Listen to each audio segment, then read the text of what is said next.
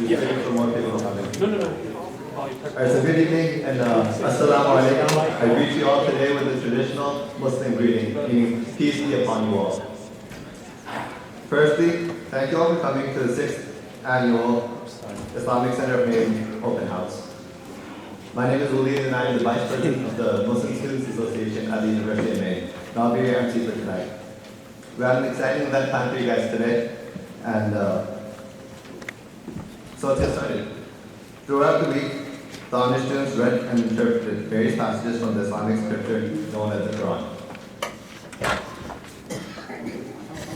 Yesterday, the Muslim Students Association, along with the Honors College, held a breakfast for students with keynote speaker Areeb, who discussed various topics related to modern Islam. So the Islamic Awareness Week is essentially a week when ordinary people from Maine, to students and professors alike, come together to learn just a little bit more about Islam. A little bit about the Muslim Students Association, also known as the MSA. It's a university affiliated group comprising of Muslims across campus. And the central aspect of our faith is to constantly give back to the community and help the unprivileged. And that's exactly what the MSA has been built around. Over the years, the MSA has been taking part in numerous food drives, homeless shelter volunteering, and many others. So that's pretty much it. An overview of today's agenda. In a few moments, we'll have a brother recite a few verses from the Holy Quran. Next, we'll have some words about the Islamic Center of Maine from Sister Marwa, followed by a keynote speech from Brother Areeb Islam. Right after that, we'll have a question and answer session. And right after the Q&A session, you're all welcome to enjoy the Taste of the World that the ICMO sisters have graciously organized. So without further ado, to recite a few verses from the Holy Quran, Brother Omar.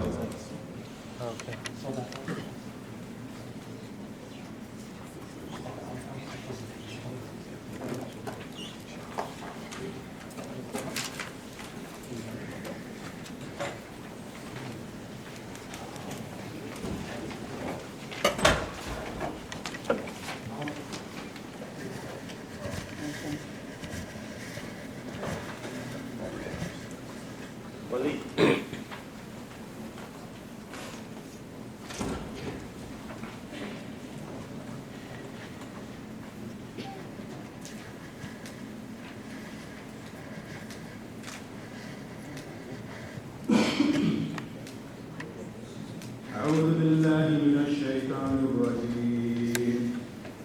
بسم الله الرحمن الرحيم. ادعو إلى سبيل ربك بالحكمة والموعظة الحسنة وجادلهم بالتي هي أحسن إن ربك هو أعلم بمن ضل عن سبيله وهو أعلم بالمهتدين. وإن عاقبتم فعاقبوا بمثل ما عوقبتم به ولئن صبرتم لهو خير للصابرين. واصبر وما صبروك إلا بالله ولا تحزن عليهم ولا تك في ضيق مما يمكرون. إن الله مع الذين اتقوا والذين هم محسنون. صدق الله العظيم.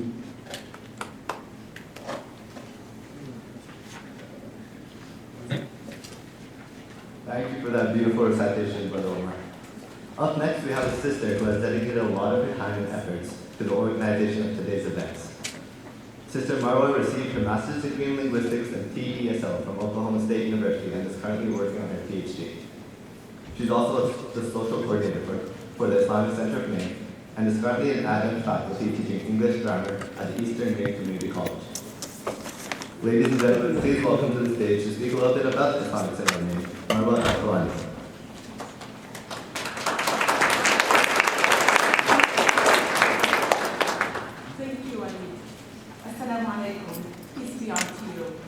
On behalf of the Islamic Center of Maine and the entire community, I'd like to extend our sincerest gratitude for you all joining us today. It's not only great to see so many friends and familiar faces, but it's also an honor to see so many new faces here. Our first Meet Your Muslim Neighbor open house was held Saturday, March 6, 2010.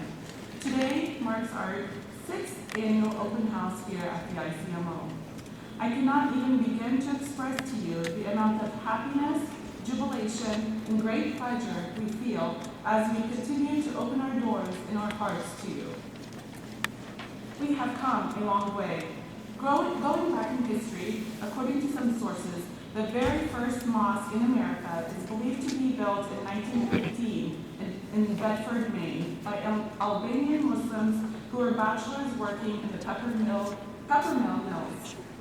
Now, fast forwarding through history to Orono, we went from meeting for prayers at the small chapel and memorial union at Union to the first freestanding mosque purchased in 1995 at the same location today. With the growing number of students and professionals at UMaine, Hudson, Eastern Maine Medical Center, St. Joseph's Hospital, and other institutions, we decided to, and by the grace of God, we're able to build this beautiful 5,600 square foot mosque we're in today. Not only is it large enough for our community, but it also allows us to invite you all here, expand our community outreach and interfaith efforts, and promote crucial and necessary dialogue and social enrichment with local faith groups, health organizations, schools, and universities. In today's world, with a significant increase in fear, hatred, bigotry, and Islamophobia, we promise to continue to reach out in order to break down barriers so that we may all stop perpetuating negative stereotypes that result in discrimination and marginalization.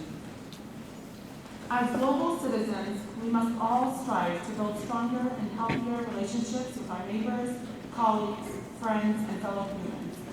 As Muslims in this community and as a part of the ICMO and MSA, we promise to continue to do this, and we thank you all for being our partners and standing hand in hand with us.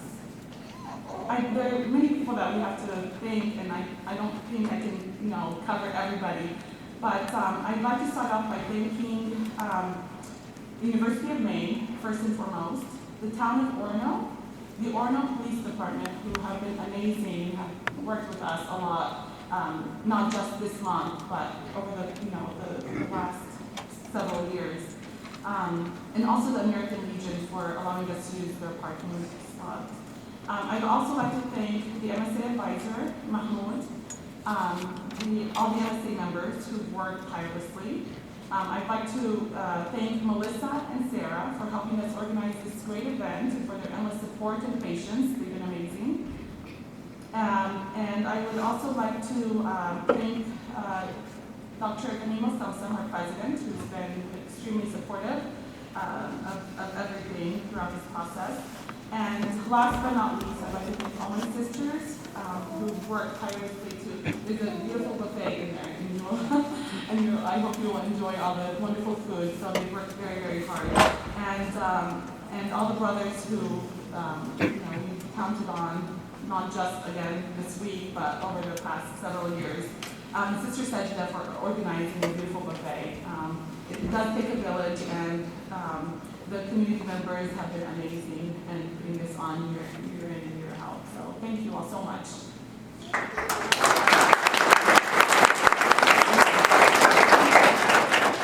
Thank you for those very words, Sister Marwa. Up next, we have our keynote speaker, Sheikh Areeb Islam. Brother Areeb is from South Africa and arrived here only a couple nights ago. From a very young age, he began thinking and contemplating about religion. He found peace in Islam and embraced it soon after. Sheikh Areeb has thoroughly studied various ways of life in the past. Today, he travels all over the world teaching and talking about Islam. The Sheikh is chairman of the Muslim Chaplain Services in South Africa and is part of multiple Islamic outreach programs, both within his country and internationally.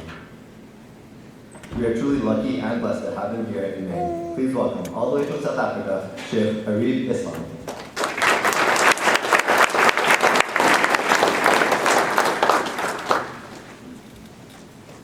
Alhamdulillah, may Allah be pleased with us, and I am so grateful to be with you all tonight.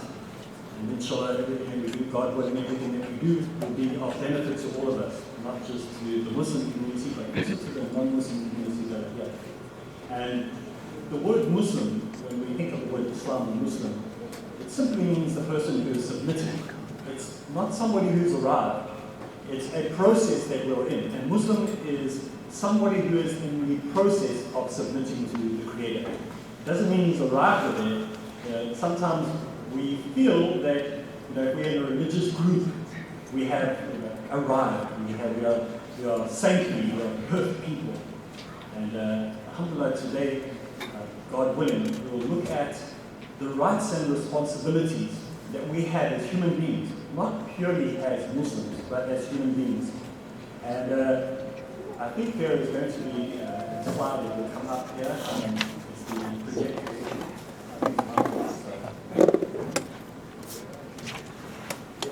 The cable is not working.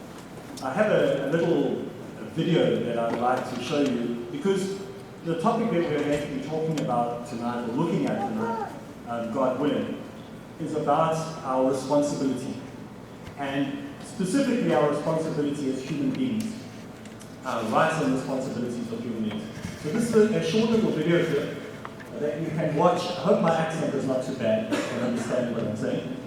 But the little video clip that we're going to watch now, which will explain probably a little bit about the topic that we're going to be dealing with.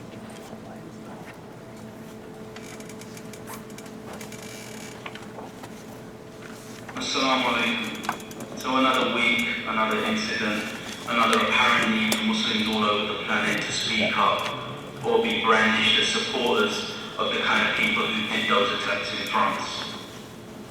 I've heard it all this week, and my coursework student. I mean, what am I supposed to do? Apologize to my course lecturer and then apologize to the world for being Muslim? I don't know anymore. I've been paying attention to this Paris issue, and as someone supposedly needing to be able to fit in, but not stand out too much, I've been thinking on this issue. I mean, when does freedom actually feel free? Am I free to do exactly what I want, when I want, how I want? Can I incite hatred and anger and use things like satire to justify it? Can I intentionally target those I don't fully understand and say that it is my inalienable right to do so? The Prophet, peace be upon him, would show mercy whenever, wherever possible, in the face of incredible abuse, slurs and attacks. We treat our beloved Prophet, peace be upon him, above our families in terms of reverence and respect. I could never condone the act of those who take the law into their own hands and kill civilians. It is wrong, simple. But I also understand that freedom depends on how you use it. If you use it to hurt me, you are wrong. And deep down as human beings, you would know you were wrong, wouldn't you?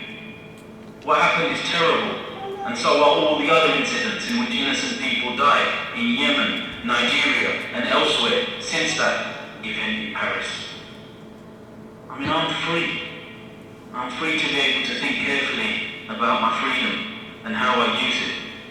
Peace. According to the United Nations, there are a total of 30 human rights, which are usually lumped together and called simply human rights. They're all listed out in the Universal Declaration of Human Rights, which is the world's most widely accepted document on the subject. Okay, that's a short little clip to get the conversation going. And we saw from this little clip a reaction from a young Muslim in the UK about how important it is for Muslims to identify themselves as people who are against atrocities, that are against violations of human rights.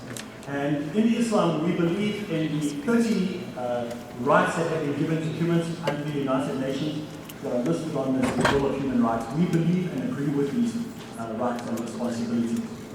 But today, many people abuse these rights and responsibilities. And we will see, God willing, in this presentation, some of these rights and responsibilities that have been removed, sometimes because of our own ignorance. And we are not here to try to whitewash and say, look, we're good guys, we've done nothing wrong. We are taking responsibility for our actions, and we are hoping to move forward in a positive way, to be a positive influence on society as a Muslim community here in America as well as in the world at large. Rights and responsibilities. Many people think they're exactly the same thing. Often we say, look, what's the difference between rights and responsibilities? Aren't we just twisting words? But there is a difference.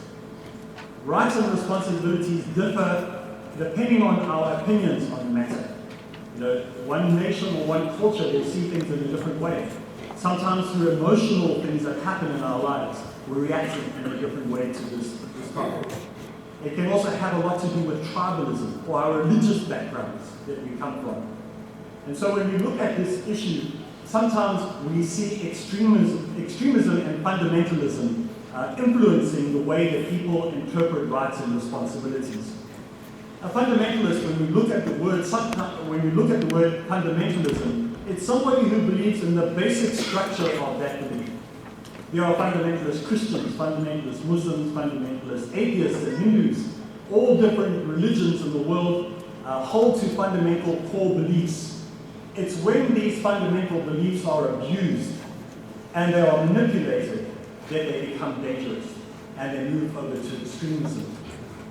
When we look at people who look at the strict adaptation of that text, they adapt that text to a situation and they use it in a clear, concise manner, then it is not something that is dangerous. But it's when people twist and manipulate and change things to suit their own desires or their own political needs, that's when it becomes dangerous. And we've seen this happening in the last few months on television. We've seen this happening with groups like ISIS and groups like that, who have taken texts and manipulated them and tried to fool Muslims into believing that this is something that they should be involved in. This is not something that we as Muslims agree with. And it's time, like we said on Friday, that more people spoke up. And we do speak up, and we do speak up loudly. But sometimes people see, somebody holds to the fundamentals as somebody who has something negative. And we as Muslims believe that to prevent these things from happening in the future, to keep society following these human rights, that we need to go back to the fundamental beliefs of our religion. And the fundamental beliefs of our religion do not allow us to harm or injure people. When you came in earlier, you saw different slides being shown about how we are supposed to care for our family, for our friends, for our mothers, for the environment. It is a very important part of Islam to be an environmentalist, to care for the environment, to care for animals, to care for wildlife. But it's also important for us to care for humanity. Sometimes we can be so busy hugging trees that we forget to hug children, that we forget to be careful to respect the rights of our neighbors. In Islam, neighbors have a right over you. Your non-Muslim neighbors or your Muslim neighbors have rights over you, and they are protected under Islam. Not just simply, we talk often about women's rights or children's rights or animal rights or human rights. But Islam also protects simple things like the rights of your neighbor over you, whether you can play music loud or not. And these are things that are here to protect us and to look after us in the long run. The religions around the world that we look at, many of the extremist groups that we see in the world come from various faith groups. I'm not going to read the text there, you can read it as you go along. That's just additional information to get double amount of information covered in God willing in this. Every society has to ensure the protection of its citizens and has to make sure that everybody's rights are guaranteed under that system that they're living in. And Islam has at its core the teaching that your rights are protected as a citizen, regardless of where you live. During the time of the Prophet, peace be upon him, the Jewish community, the Christian community, were protected by having their own rights and own responsibilities to govern themselves. And so we believe as Muslims living in a country that is a Christian-dominated country, that Muslims should also have that protection, just as Muslims should give that protection to where they are dominant in parts of the world, in Arab countries in the world. They should also protect the rights and the responsibilities of non-Muslims living in those countries. The groups that we see in the world today, when we look at rights and responsibilities, is something that has become very important in the media. When we look at what journalism is using, sometimes when a journalist is investigating an issue or investigating a topic, many Muslims or even Christians or non-believers will say, you know, what about our rights? What about giving the truth to the masses? And then we turn around and we accuse the media for exaggerating the situation. And that is because we don't know how far we should go with our rights. We don't know how far to take a story without being responsible. And there have been many debates that have taken place in the UK and other parts of the world recently where people have been asked about how far should the media go. Should they censor themselves? Should people live in a society where they are censored and not permitted to speak freely? And my answer to this is that we have a responsibility to be cautious of what we report. We're cautious of what we say, whether it be from a Muslim perspective or from a non-Muslim perspective. We are people who are not permitted to say certain things that will be derogatory. And we know this in our heart, this is the wrong thing to do. And so we haven't built within us the understanding that there are certain behaviors that are not acceptable. We are able to self-censor. And surely in a free society, we would want the media also to be behaving in the same manner. They are welcome to report and welcome to give information about what is happening in society, but there needs to be a certain amount of tolerance and understanding and in a way, respect for the group that you're reporting on. So perhaps if you're going to be reporting on animals in circuses, for example, many people today don't believe that animals should be permitted to be in circuses like lions and tigers and elephants and things like that. You can attack the groups that own these circuses, or you could talk about how they can alter their behavior and say that circuses like Circus du Soleil and other groups like that have managed to be very successful without having wild animals in them. And so you can say the same things you want to say, but in a way that is constructive and not destructive. And in the Muslim community, when we see things that are happening that are destructive or going wrong, we have the opportunity, both as Muslim and non-Muslim journalists, to alter that by giving solutions to the problem instead of just criticizing them. I'm sure that you can see more or less where I'm going with this.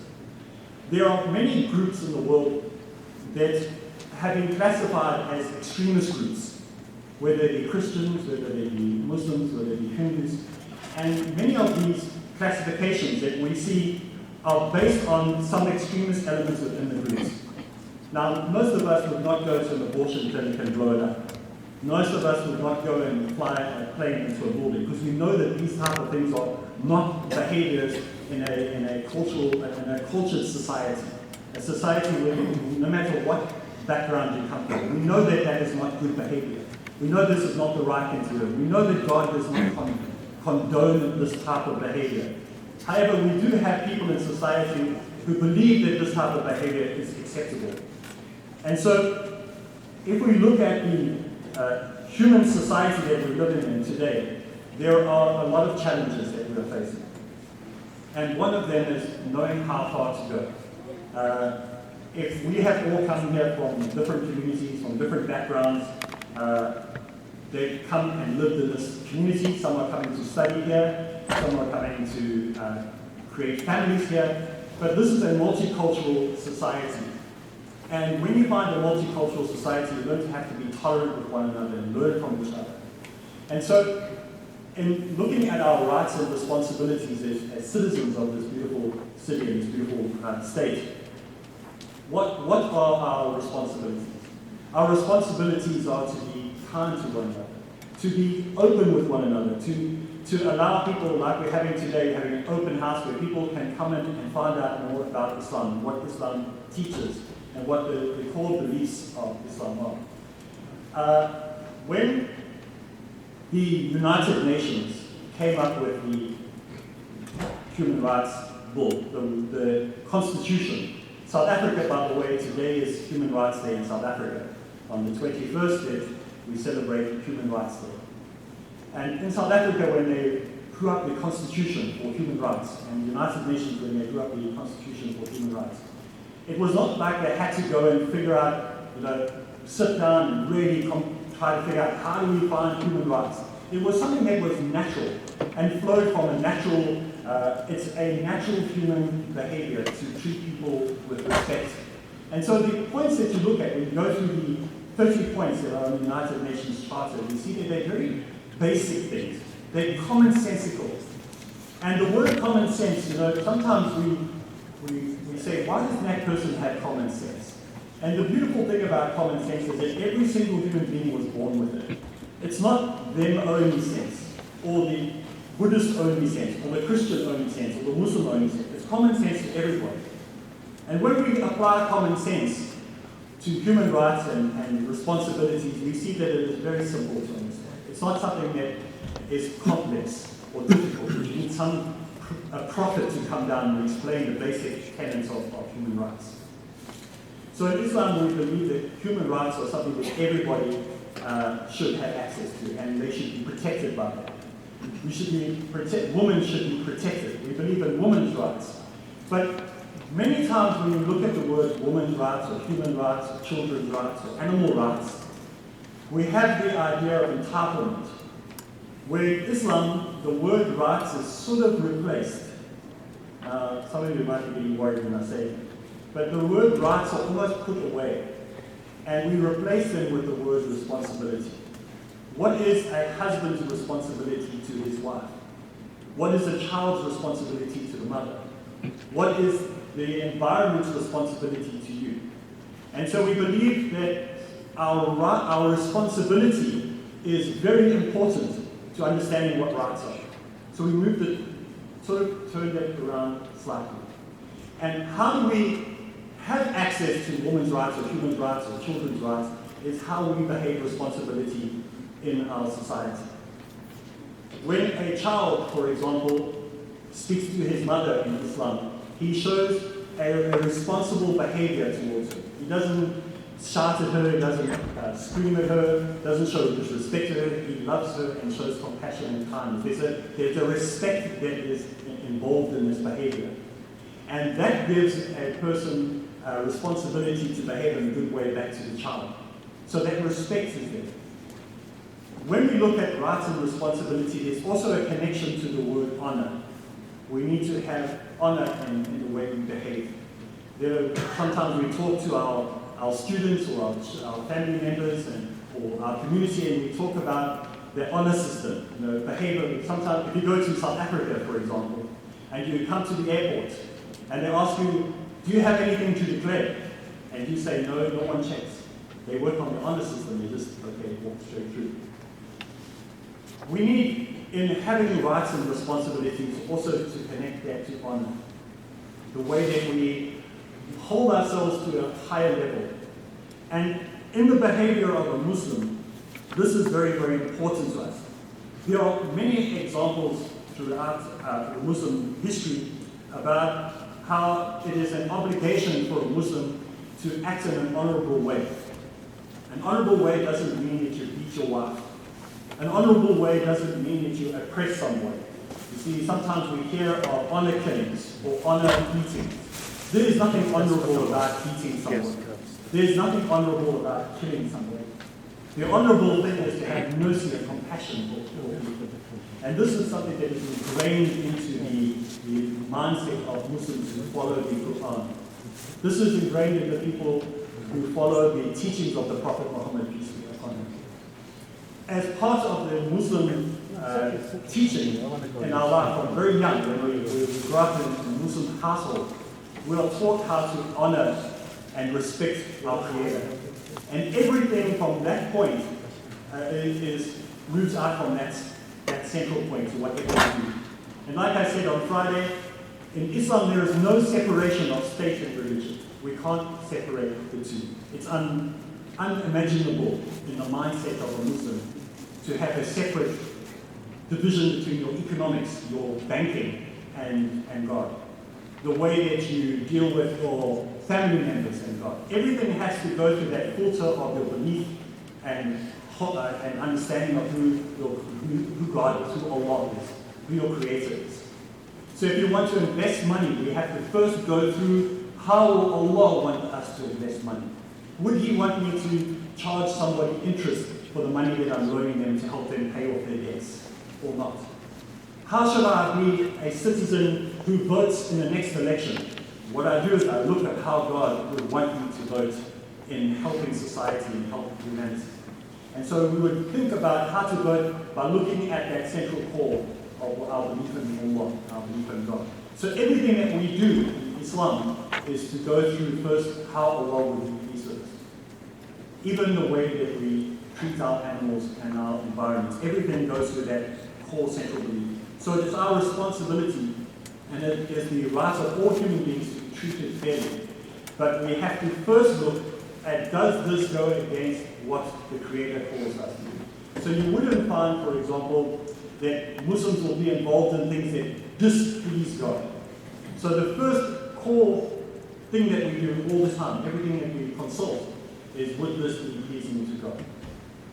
So we are people who would use that as our measuring stick, our yardstick, before we get involved in everything and everything that we do. There are, in this community, many people who had come and spoken to me over the last 2 days or so and asked me, but what is the response from the Muslim community when you see these things going on in the world? When you see things happening in the Middle East, for example. It seems that everywhere you go in the Middle East, there's something happening, there's some friction going on. Why are the Muslim community not taking responsibility for these things that are happening around the world? Where are the moderate voices that are speaking up against these things? And we'd like to say that the moderate voices are speaking, but the moderate voices are not wanted sometimes as a soundbite. You know, if you're going to have if you have 60 seconds to put a program on CNN or Sky News or whatever news broadcast it might be, your 60 seconds you want it to be as reactionary as possible. If a moderate person has to say that there are 2 million people in America that are Muslims who are against what is happening in different parts of unrest in the Middle East and places like that, that is not something that you can continue the story with. And so very, very seldom are the moderate voices of Islam ever interviewed or spoken to, sadly.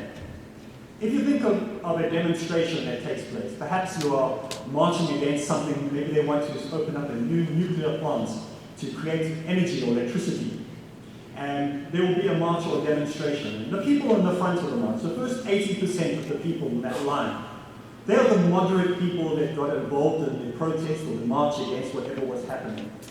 But the 20% at the back over there, they just came out maybe to join at lunchtime, and don't even know what the march is about, they don't know what's going on in the group. And so they get there and they start to rock cars, set off alarms, whatever it is, but they become a disruptive element in that protest or march. And where do you think the cameras will go? Where do you think the journalists will go to try and get that soundbite? From the 80% in the front or from that 20% at the back? The 20% at the back are more interesting. They're the ones that are burning flags, they're the ones that are screaming and shouting, but they have no conscience of what is going on in that event. And sadly, and it's not the journalist's fault, by the way. You can't blame journalism for this. They are trying to create a story. And so to have a good story, it has to have a good plot. It can't just be something boring. So they're going to go for that guy who's burning a flag. They're going to go for the guy who's chanting down with this or down with the other. Not speaking to the moderate people in front. And so we look at rights and responsibilities in Islam.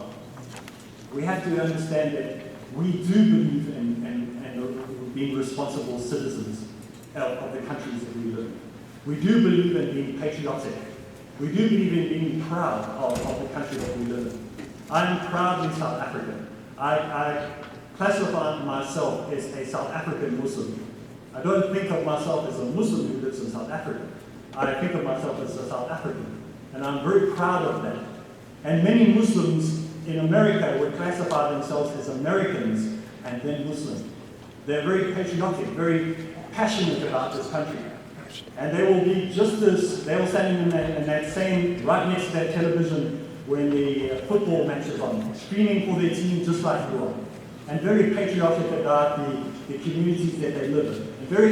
And very passionate about the causes that are going on in the community. Because they feel responsible citizens for this community, and they want to be involved in this community. And this is something that we should be proud of as Muslims, that we are people who want to be involved in the changing society that is taking place around. And this is the generation that will define how we go forward. We can continue in the same way we have, or we can move forward and become more tolerant, more understanding, more accepting of one another, and show respect for one another, regardless of what your opinions are. And we as Muslims we are not here to try and convert everybody to Islam. Like I said on Friday, the goal of Islam is not to convert anyone to Islam. We do not believe that, if I had to give an example of perhaps in Christianity where you have an evangelist or a missionary who goes out and he goes and does evangelism or missionary work. In Islam, this concept is not part of our belief system. Even though you might see this happening in certain parts of the world, the core belief of Islam is that only God guides whom He wills, and He allows who He wants to do what they like. It is He who guides people.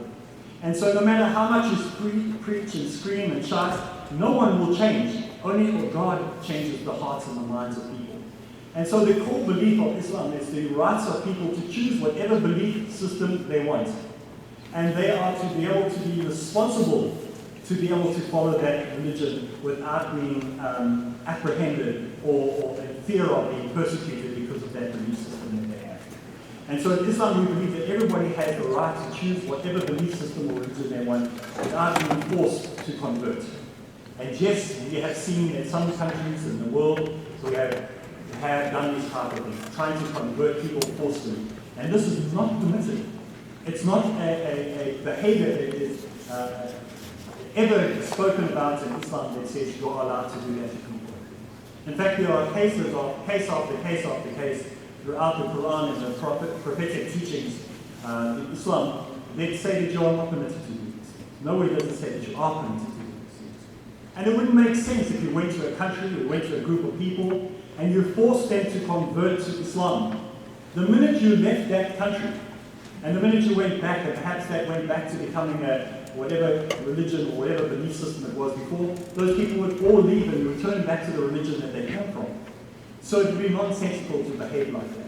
And so in Islam we believe that you have the rights to believe in whatever you want, to have the right to live however you want, not to discriminate against people because of their race or their religion or their sexuality, to live in a society where people are free to choose what they like, and it's their responsibility to answer to their Creator on the Day of Judgment, not us. We have no right to point fingers at other people and tell them how to behave and live their life.